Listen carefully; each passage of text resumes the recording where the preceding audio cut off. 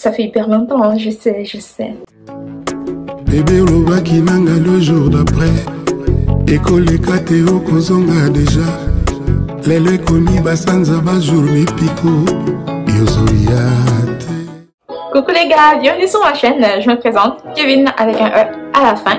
Donc si vous êtes nouveau et que c'est la première fois que vous venez sur ma chaîne, bienvenue à vous. Et surtout, n'oubliez pas de vous abonner. Donc une fois que ça c'est dit, on passe dans les vifs du sujet. Donc là, je sais, ça fait hyper longtemps. La dernière fois que je filmais une vidéo, je vous ai dit, ouais, cette fois-ci, je vais poster une vidéo, je sais pas à quelle fréquence, mais j'ai rien fait de tout ce que je dis. Ok, d'accord, mais je m'excuse en fait. J'étais fatiguée, j'étais vraiment fatiguée les gars, genre... j'étais à la fin de ma grossesse et tout, il me restait quelques semaines, j'étais crevée de ouf, genre j'arrivais plus à rien faire du tout. Donc raison pour laquelle j'ai rien posté, malgré le fait que j'avais 2 vidéos qui étaient en montage, mais je les ai jamais postées, donc il se trouve peut-être que je vais les poster dans les jours à venir, je sais pas, ça dépend si les résultats ils me plaisent. Si oui, dans la vidéo d'aujourd'hui, tout simplement, c'est une suite. C'est une suite d'ailleurs. Si vous n'avez pas regardé ma vidéo où je vous raconte comment je suis que j'étais enceinte, je vais vous mettre un petit lien quelque part là ou quelque part là. Donc comme ça, vous allez pouvoir aller jeter un coup d'œil.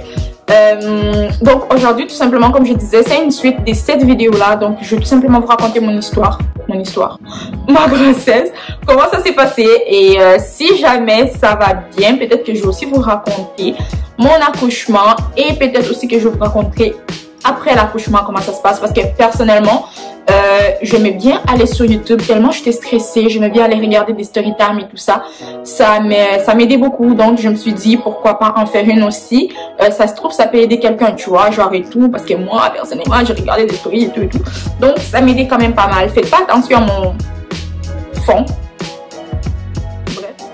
Donc, j'ai appris que j'étais enceinte. Et une semaine plus tard, comme je vous ai dit dans la vidéo, déjà, je surveille quand même assez mon corps, tu vois, genre en mode...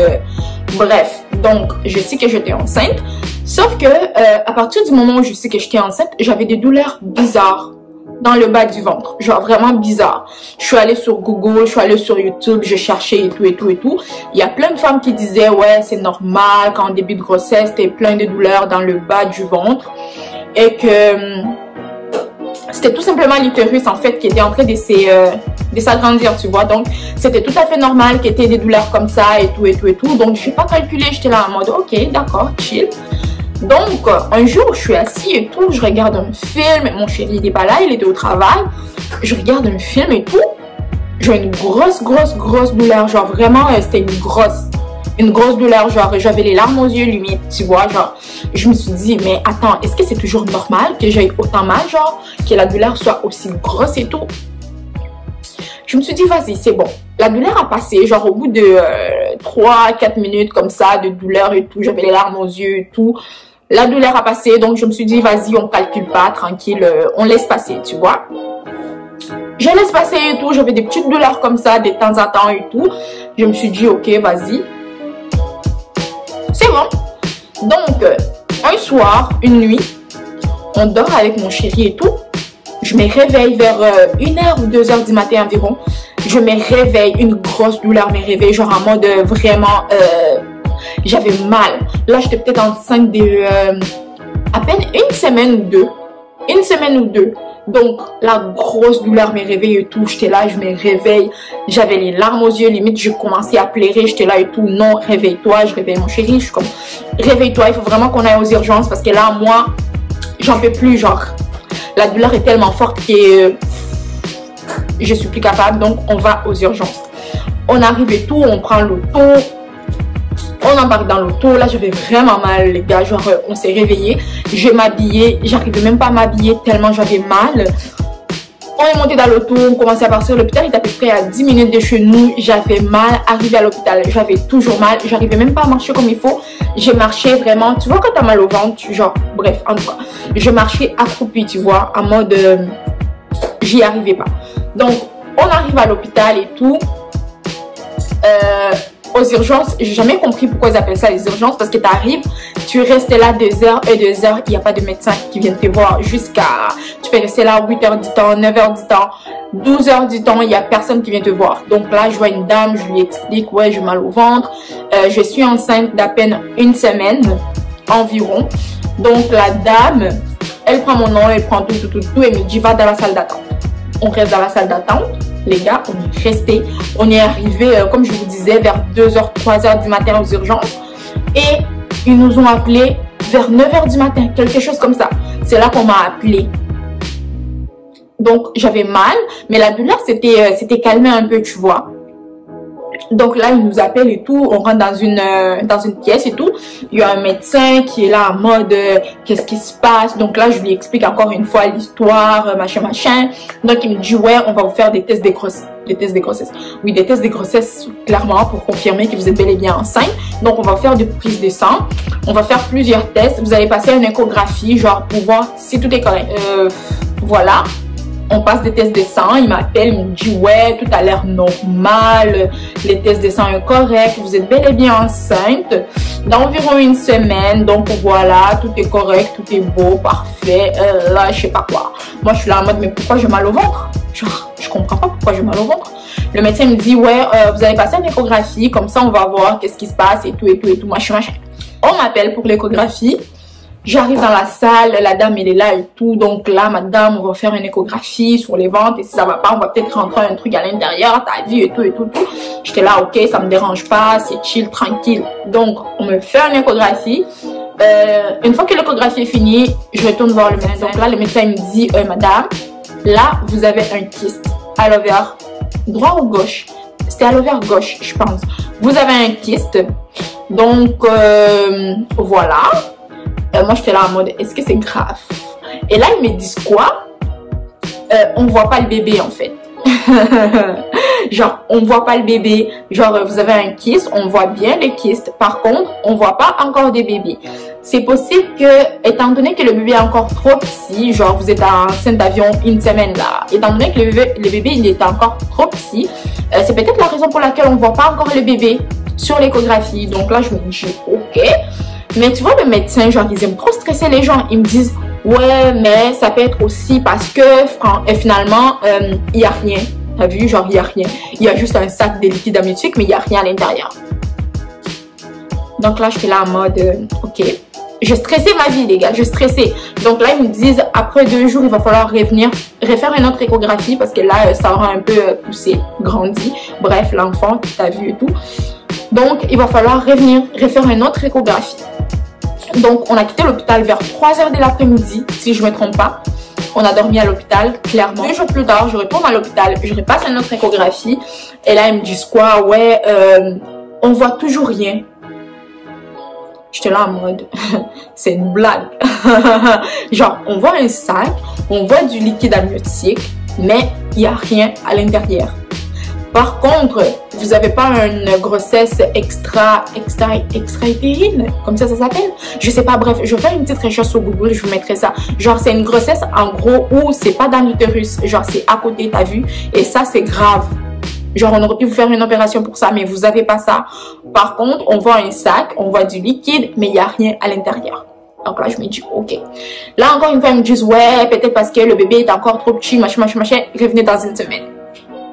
Là, je vous dis, les gars, les stress que j'avais. 1 semaine plus tard, je reviens encore à l'hôpital. Donc là, ils me font une échographie et finalement, ils voient quelque chose. Donc là, ils voient un petit truc là, un petit grain parce que t'as vu. Ils voient un petit truc et tout. Ils me disent, ouais, on voit quelque chose.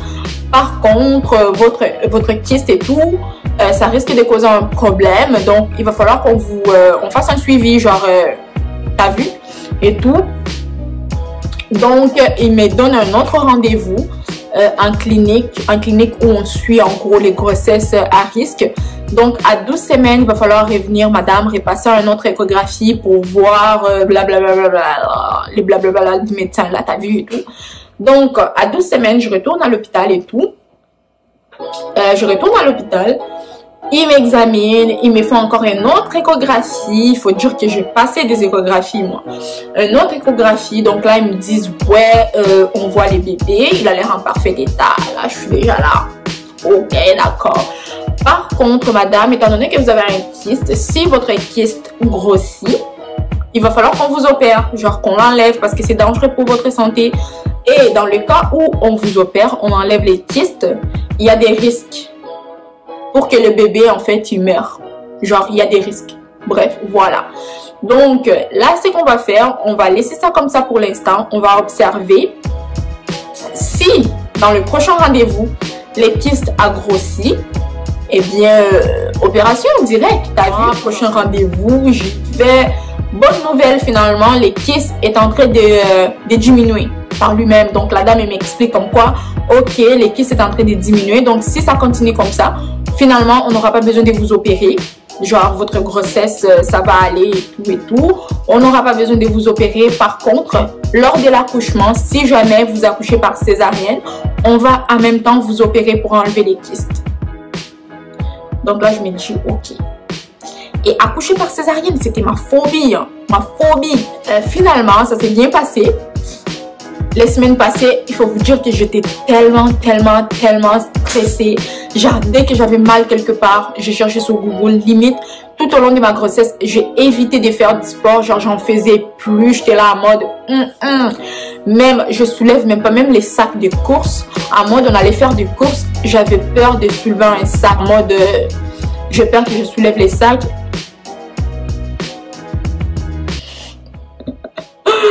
Bref, j'ai peur que je soulève les sacs et que du coup, ma grossesse part avec. Donc, je faisais rien.